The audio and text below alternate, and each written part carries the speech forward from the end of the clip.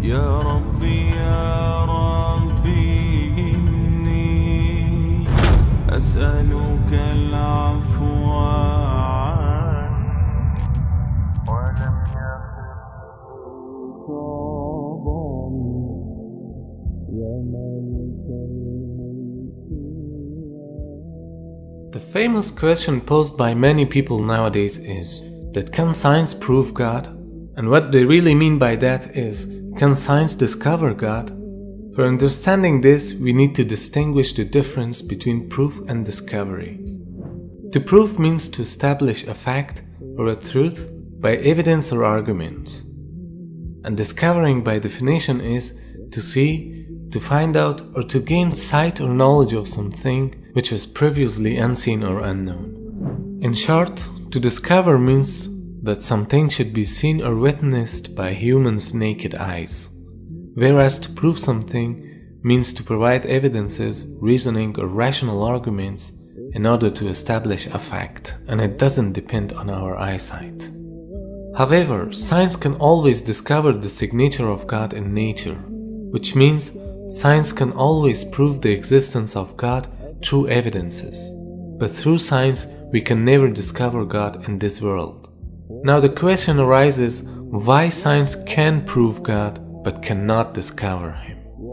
The answer for this is, Almighty Creator gives some sort of evidences or clues into His creation so that human being can accept His existence and to believe in Him.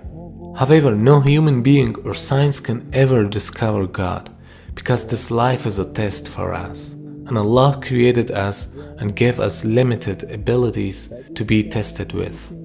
To get what I mean, suppose that you are a professional modeler who uses a strong modeling software and creates a project in which there are people with consciousness. It means that the models that you have created are having the power of intellect, and you put a test for them to find you.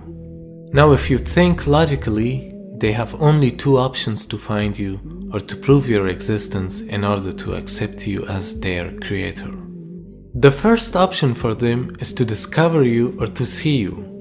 But of course you don't want that, because it is a test, and if you show yourself to them, then the test becomes meaningless. And logically they can discover you because you are out of this created project. So if they can't discover you, it doesn't mean that you don't exist. But the second option is that you send them signs and evidences, and you also give them the power of intellect. They can find you through those evidences and their logic. It is like you have given them some tips for this test. And if they still don't accept your existence through those evidences, then it means that they are arrogant.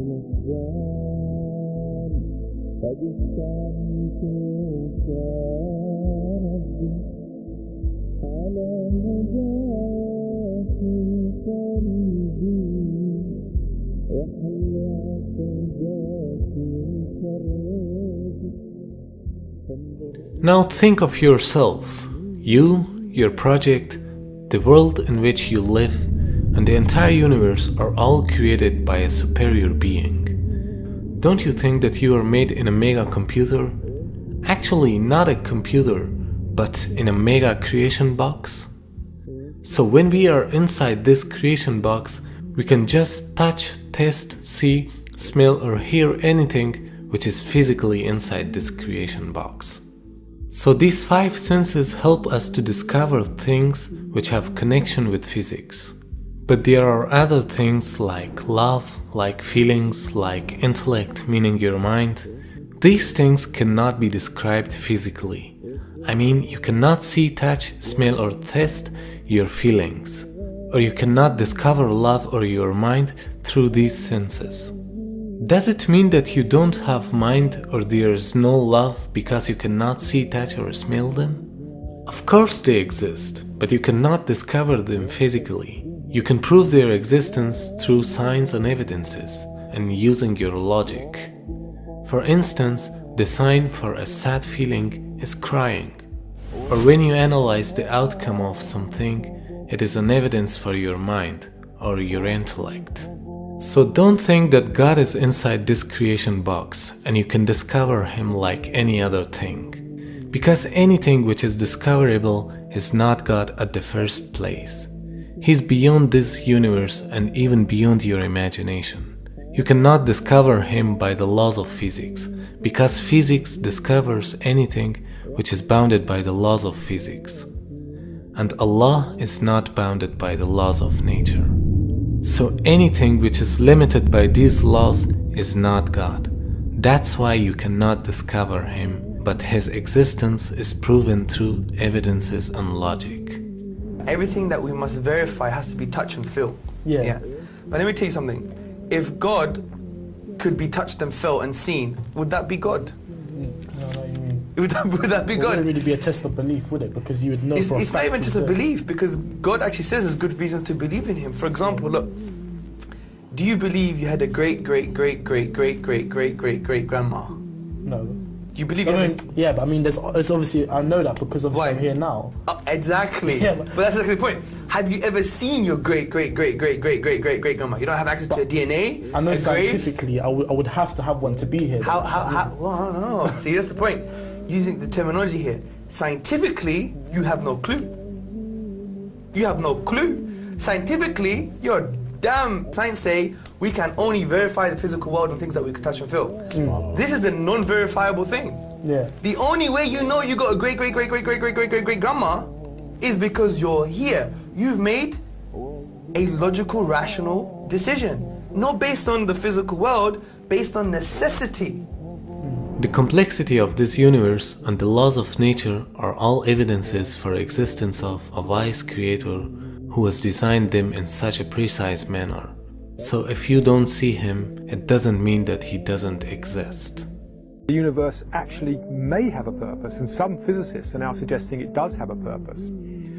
And this has come out of some findings about the some of the fundamental numbers in atomic physics. These are numbers like the mass, the weight of an electron, the weight of a quark, the strength of gravity, the strength of the electromagnetic field. About 20 numbers that describe those and other parameters, features of our world, but nobody knows why it is that those numbers have the particular values that they do. Now, you could easily say, yeah, who really cares? You change the mass of the electron by a little bit more, a little bit less. Does it really matter? And the answer is it does.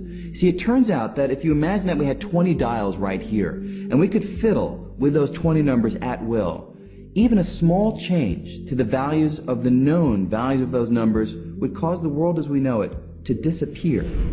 For example, if we go back to, say, 1 second after the Big Bang, at that point, the expansion rate and the mass density have to have been adjusted to each other just right so that the universe is just at this critical point. If the universe at that point were expanding just 1 part in the 15th decimal place faster, the universe would have flown apart without galaxies ever having had a chance to form. On the other hand, if the expansion rate were just a little slower than what we think by one change of 1 in the 15th decimal place, then the universe would in fact have expanded to a maximum size and collapsed. We would never have even reached the time in the universe at which we're living. A natural question that many people ask when confronted with this is, who designed it so that they all fit together so perfectly to give rise to our world? Is it merely an accident? Is there some force of nature that's out there that requires the universe to be as it is? Or is there some conscious being behind it all that has dialed things in a manner to allow the world as we know it to come into being? What we can do is look for evidence that suggests that we're not here out of total random events. And to me, the arrangement, the special balancing of the fundamental constants, the fundamental forces of nature, tells me that there is a being there that has put this package together, which has constructed this universe, someone outside the universe that was thinking about us and put it together for our benefit. Allah subhanahu wa ta'ala is great and majestic. He preserves himself in a majestic way that befits him. He doesn't want to reveal himself to the world except by his power and knowledge. And Allah created us in a way that we are not capable to see him in this world. But this will be the greatest reward of the people in Jannah to see their Creator. We must consider that we are being tested in this world by believing in God without seeing him. They will not change me. They will not break me. Oh, I will be stronger. 'Cause I'm a believer. 'Cause I'm a believer. I'm a believer. I'm a believer. 'Cause I'm a believer.